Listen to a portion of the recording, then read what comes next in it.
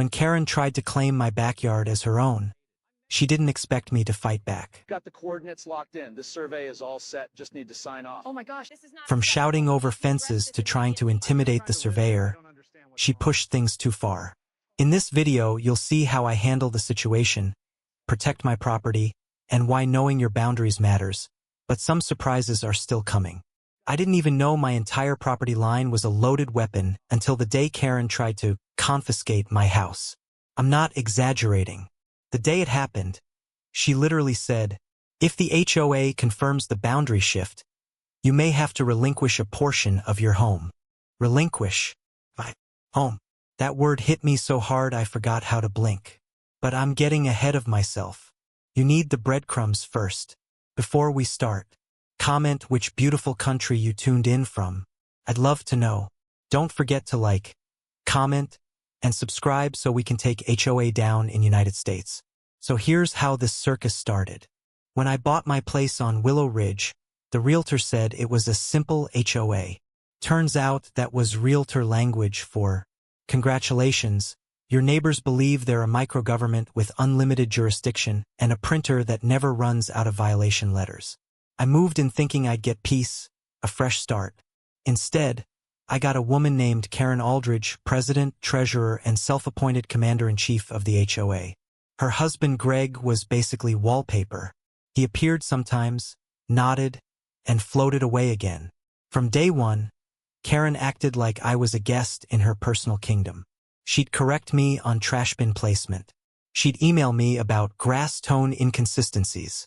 She even told me the color of my mailbox was emotionally aggressive. But the boundary line, man, that's where the real insanity started. My backyard had this weird dip behind the shed.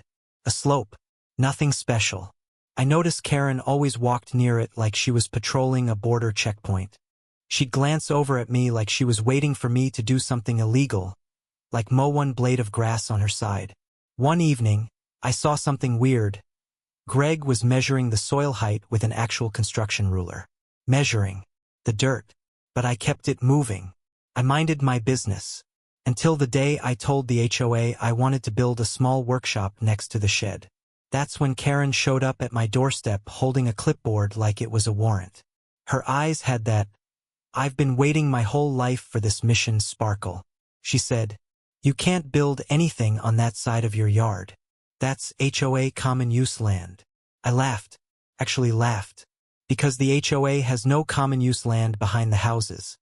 Just the creek, trees, and my crusty old shed. Then she handed me a formal notice that said my shed, my grill, my swing, were all encroaching on her parcel. Parcel? Who talks like that? The notice said, "Immediate relocation required." Relocation. Like my shed was a refugee. When I told her none of that was her property, she tapped her clipboard like a judge delivering a sentence. "We have historical documentation," she said proudly, like she discovered the Dead Sea Scrolls.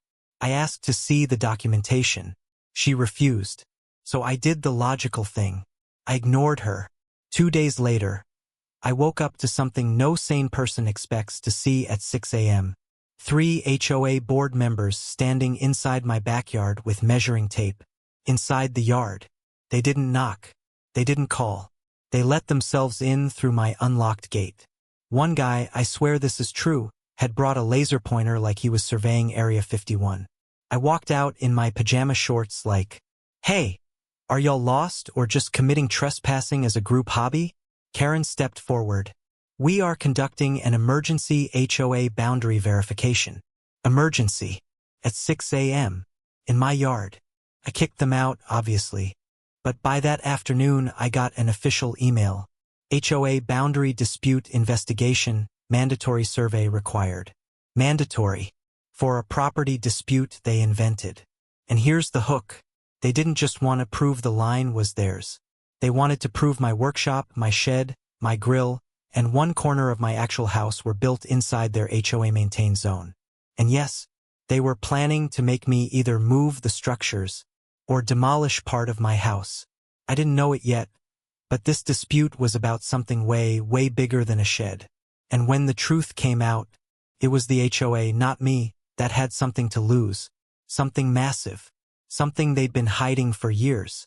When the surveyor rolled up, I knew instantly the HOA wasn't ready for what was about to happen. The guy stepped out of his truck wearing a faded baseball cap and holding a tripod that looked like it had survived the Cold War. Karen was already outside, dressed like she was going to court. Blazer, earrings, hair sprayed into battle formation. She greeted him with this fake politician smile. "I trust you've been informed of the situation," she said, leaning on her words like she was leaning on a cane. He shrugged.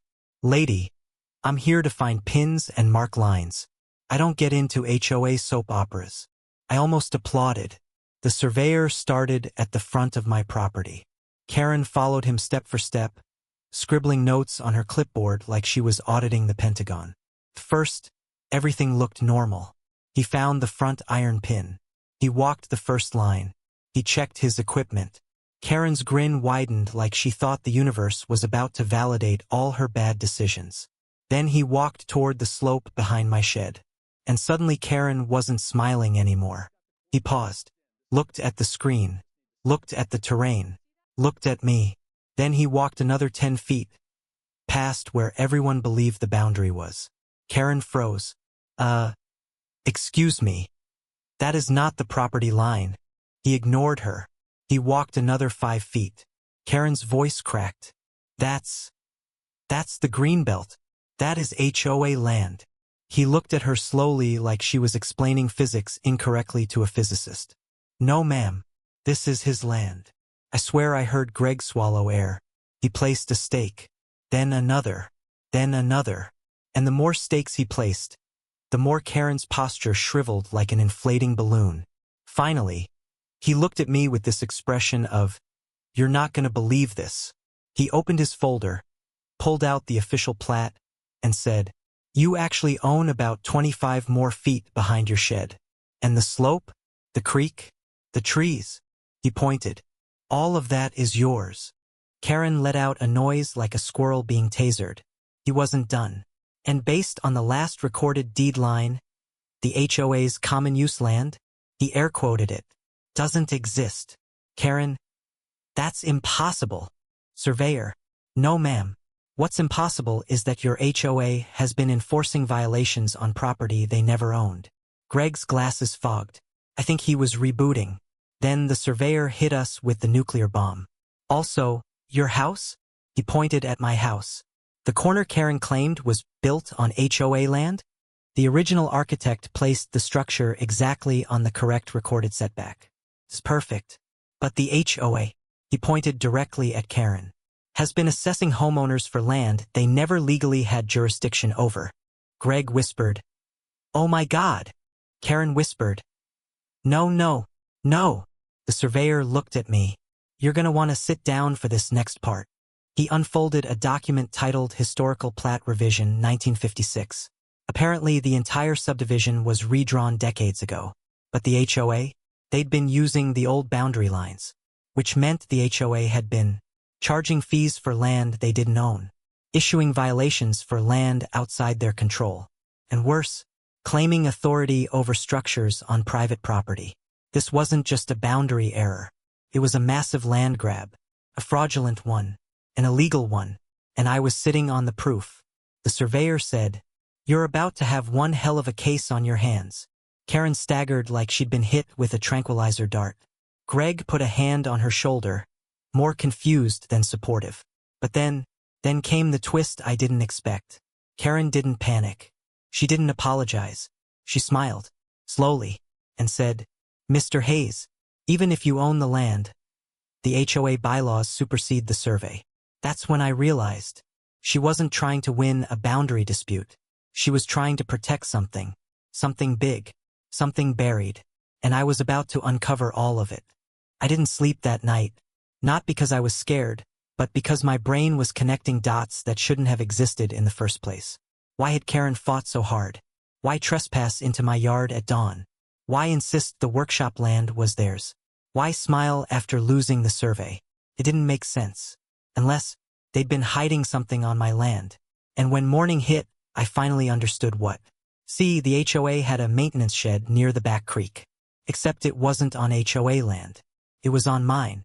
According to the revised plat, that shed, rusted, padlocked, half collapsed, sat perfectly inside my newly confirmed boundary. And Karen had been going in and out of it for months. I didn't notice before, but now I saw everything.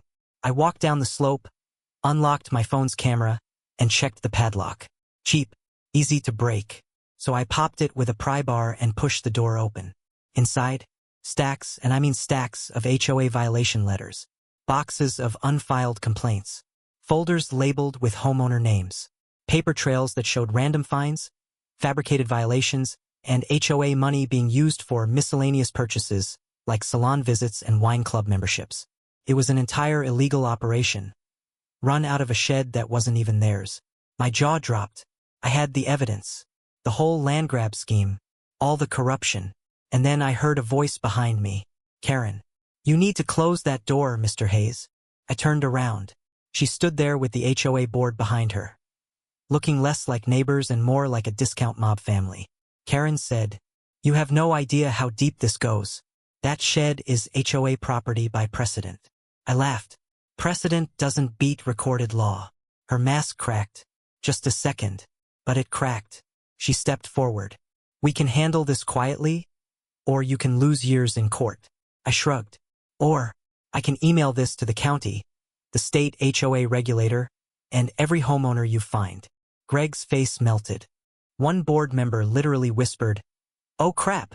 Karen lunged toward me, not physically, just verbally. "You think you can expose us? You think you're some kind of hero?" I said, "No, I'm just the guy who finally checked the survey."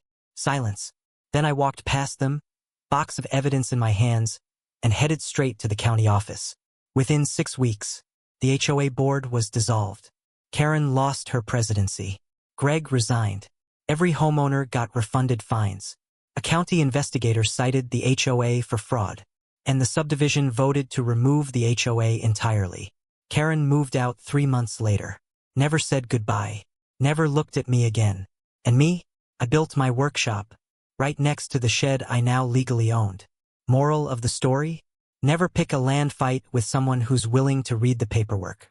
And definitely, never demand a property survey unless you're ready to hear the truth screaming back at you. Because sometimes, the truth doesn't just put stakes in the ground. It buries the whole HOA with them.